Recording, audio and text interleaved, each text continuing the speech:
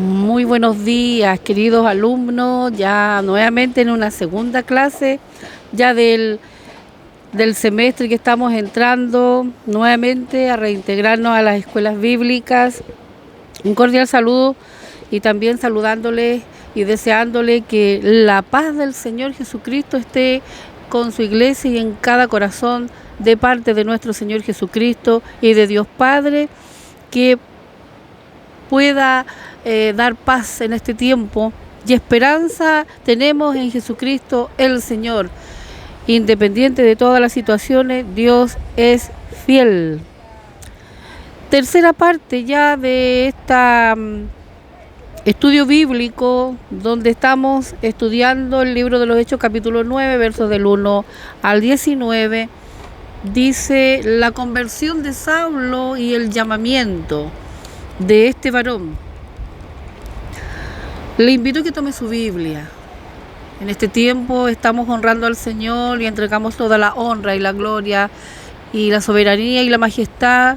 Traemos coronas a sus pies delante de Dios, nuestro Señor y Salvador, que está en autoridad. Y nuestro Señor Jesucristo es la cabeza de la iglesia y por ende nos rendimos a Él. Le entregamos toda la gloria y la soberanía y la gloria y la exaltación a Dios Padre.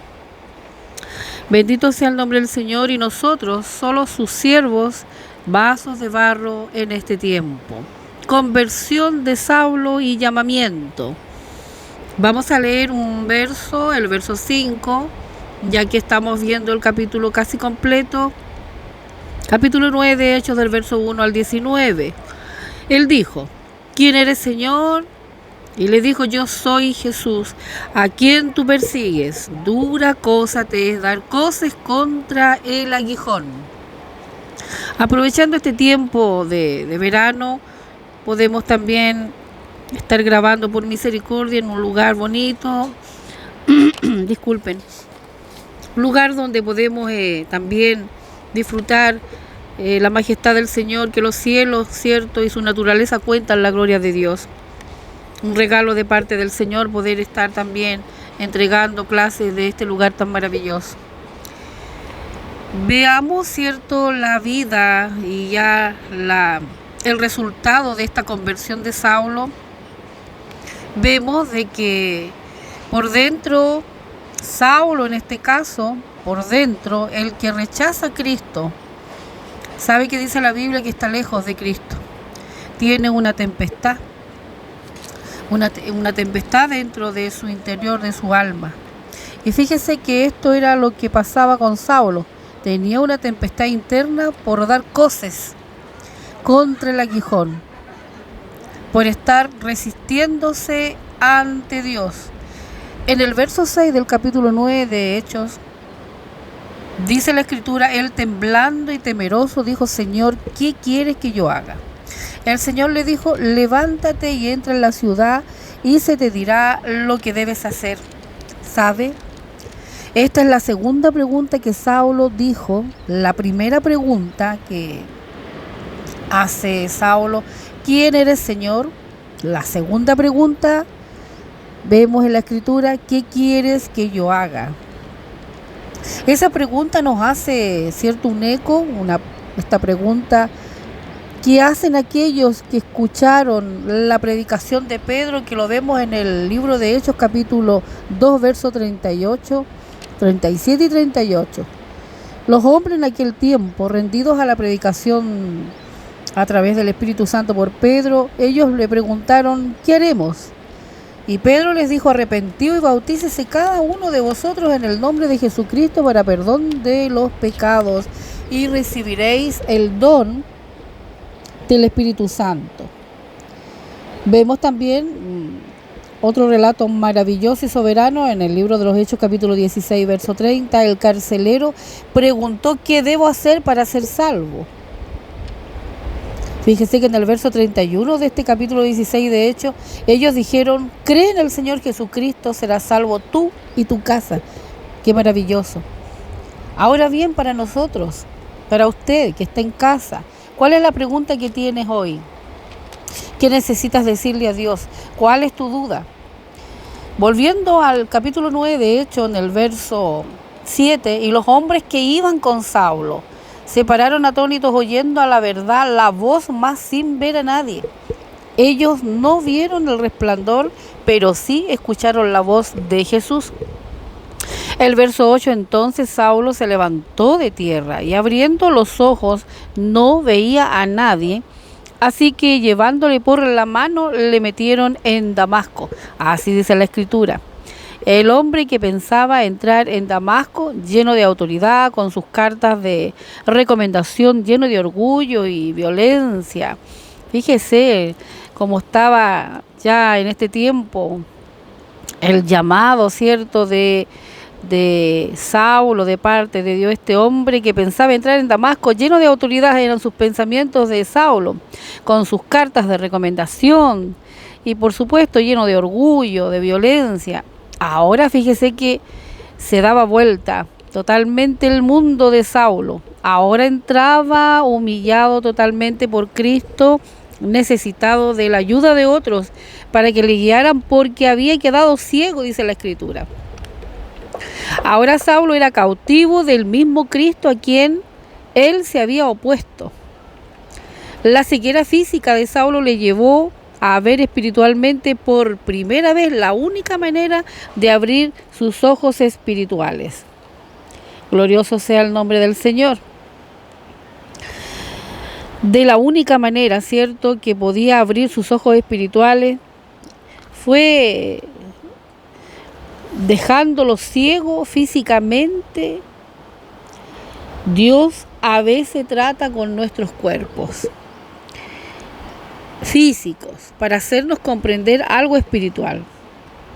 Veamos un poquito la historia. Años más tarde, el apóstol Pablo dice de la lección espiritual que aprendió de un aguijón en su carne. Y él escribe de la siguiente manera.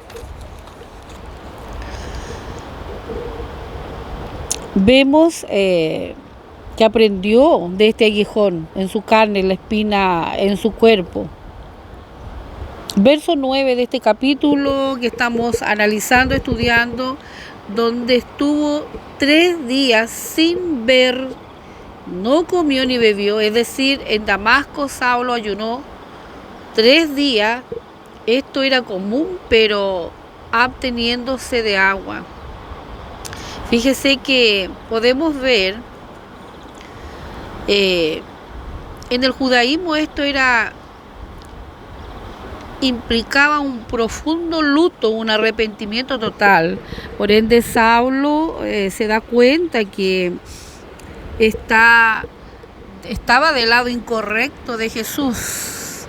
Pone al revés todo lo que Dios pone, todo, ¿cierto? Jesús pone al revés todo lo que Pablo creía, su entendimiento, las escrituras, su propia identidad, sus valores, en fin. Así es cuando Dios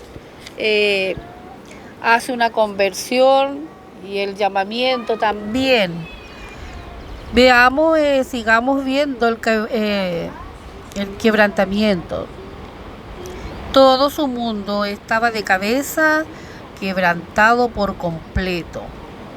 En el tema de Saulo, pregunta, ¿alguna vez has pensado que Dios quiere usarte tanto como a otros? Y Dios pudo usar a Saulo, también Él puede usarte a ti y a mí, puede usarnos a cualquiera de nosotros. Fíjese que Calvino, tomando las palabras de Calvino, resalta que la gracia de Dios en Saulo se ve no solamente aquel lado tan cruel que se vuelve una oveja, sino aunque además, dice este teólogo, adopta el carácter de un pastor que ahora ama las ovejas de Cristo. Y fíjese que Dios aquí muestra su poder soberano, haciendo que el perseguidor se convierta en un agente de su gracia, en un instrumento que cumpla con el propósito divino de llevar salvación. Fíjese que podemos ver en su primera carta pastoral a Timoteo, Pablo, el apóstol, escribe las siguientes palabras: digno de confianza, y todos deberían aceptar.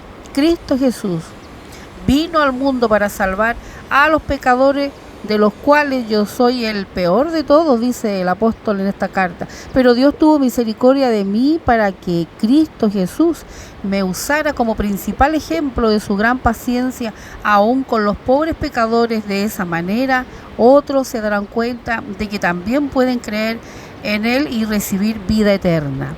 Vamos a pasar a otro punto, número 3. Dios usa a una persona para ayudar y orientar a quien Él ha llamado. Dios va a usar instrumentos para completar su propósito, Dios glorioso. Y sabe, en el caso de Saulo fue a través de las palabras de Jesús, nuestro Señor, nuestro Dios.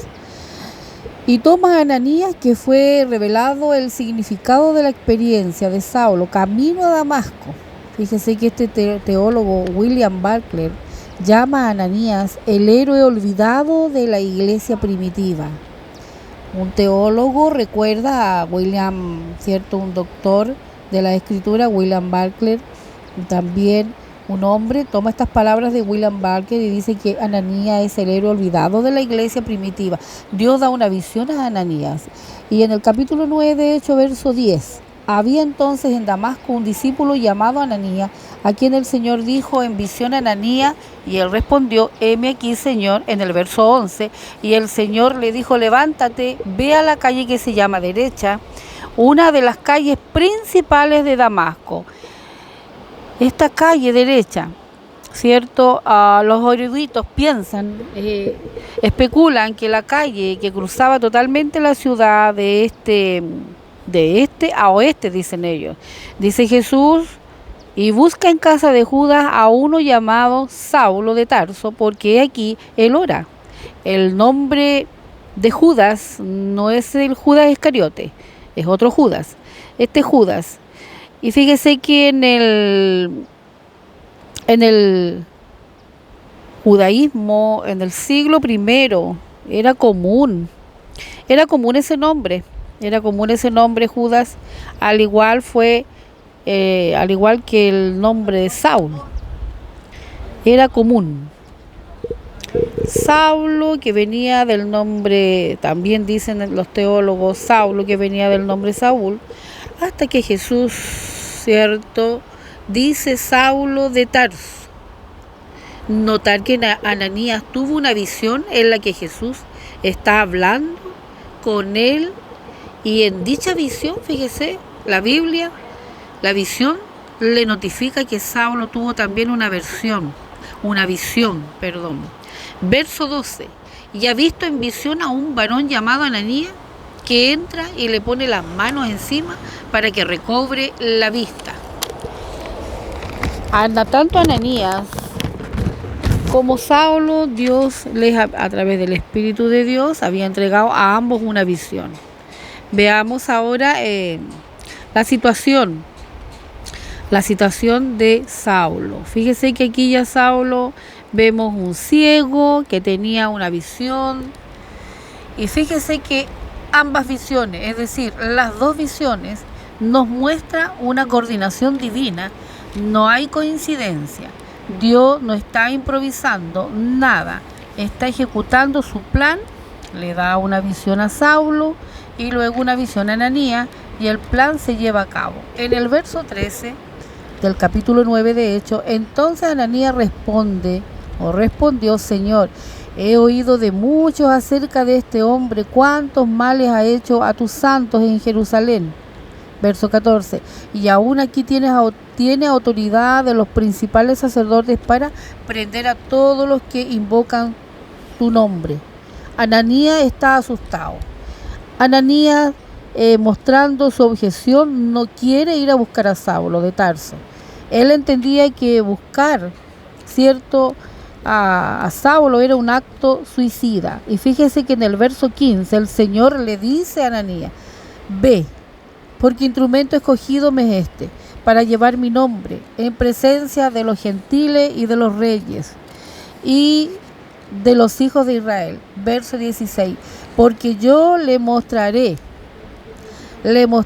cuánto le es necesario padecer por mi nombre. Ananías Vemos aquí a Ananías se opone al perseguidor de la iglesia, al más temible de todos, y Jesús le hace saber que Saulo ha sido transformado por él y que ahora ya no es más un inquisidor, sino un instrumento escogido para proclamar su nombre. También le hace saber que el que hizo sufrir a los cristianos ahora padecerá por amor a Cristo y a estos creyentes. Pregunta, ¿tú sigues sin creer que Jesús puede cambiarte? Otra pregunta para todos nosotros. ¿Tú sigues pensando que no puedes ser transformado y no hay manera de dejar ese vicio o esa adicción? ¿Tú sigues creyendo que no hay manera de cambiar? No hay nada imposible para Dios. Para Dios no hay nada imposible. Para nada, en mi Señor todo es posible. De Ananías, fíjese que podemos aprender que si recibimos una instrucción de parte de Dios, no importa cuán arriesgada sea, nuestro deber es obedecer. A quien llamamos Señor, nosotros, a quien le rendimos culto, a nuestro Señor, al que hemos dicho, heme aquí, en este caso, debemos obedecer. Ananías va de la visión a la acción. Fue entonces Ananías, dice la Escritura, y entró en la casa y poniendo sobre él las manos, dice la Escritura, dijo: hermano Saulo, el Señor Jesús que se te apareció en el camino por donde venía. Y fíjese que es posible que en la primera ocasión que Saulo escucha estas palabras de un cristiano, la palabra hermano, Ananías le dice por primera vez, Saulo escucha hermano Saulo, después de su conversión. Él es un enemigo de la iglesia. Saulo, yo creo que en el momento que Ananías se especula, es una hipótesis de los pensamientos que pudo haber tenido el apóstol, cuando Ananías le dice hermano Saulo, después que se convierte, después de su conversión, Ananías llega a ese lugar, dice la Escritura, y le dice hermano Saulo. Algunos especulan de que Saulo, recordando él que él es un enemigo de la iglesia, es posible que en esa culpa que le abatía a Pablo, también el adversario, podían venir los recuerdos: fuiste parte del asesinato de Esteban, recuerdos, arrastraste hombres y mujeres, los metiste a la cárcel por su fe en Cristo. Pero ahora es Saulo, ya el apóstol Pablo, pero ahora escucha que alguien le dice, un cristiano le dice, hermano. Este es el verdadero cristianismo. Qué hermoso el llamamiento, la conversión de Saulo y el llamamiento. Ahora el perseguidor está siendo recibido como un hermano en la fe. Aquí le explica su llamado. El Señor Jesús, que se te apareció, le dice a Ananías, en el camino por donde venía, me ha enviado para que recibas vista y seas lleno del Espíritu Santo.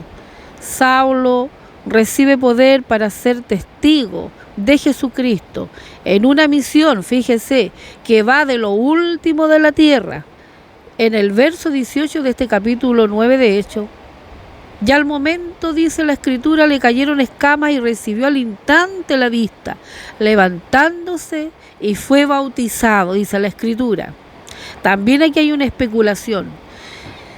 Muy cerca de esta calle llamada derecha está el río Barada, también cruza Damasco. Y algunos teólogos especulan, es posible que Ananías haya bautizado a Saulo en este lugar tan público. Es decir, este bautismo fue una profesión de fe que hizo a todos saber la conversión de Saulo. Verso 19, y habiendo tomado alimento, recobró fuerzas, y estuvo Saulo por algunos días con los discípulos que estaban en Damasco, es decir, a aquellos que alguna vez él intentó destruir, ahora se convirtieron en su familia. Él escribió tiempo más tarde: somos conciudadanos de los santos y miembros de la familia de Dios. Todo el resto de la vida terrenal de Saulo dependió de este encuentro con Cristo. Y más aún, toda la eternidad de Saulo sigue dependiendo de este encuentro con su Salvador. No hay nadie que Cristo no pueda perdonar, salvar, transformar, cambiar y usar. En esta conversión y llamamiento de Saulo, no hay nadie que Cristo no pueda perdonar, salvar, transformar y usar y cambiar. Para Dios no hay nada imposible. Esta es la tercera parte de la conversión y llamamiento de Saulo, posteriormente un tremendo varón de Dios, el apóstol Pablo. Esta es el cierre de este episodio del capítulo 9 de Hechos, del verso 1 al 19. Que el Señor les bendiga. Esta hermosa clase así finaliza en esta oportunidad. Dios les bendice.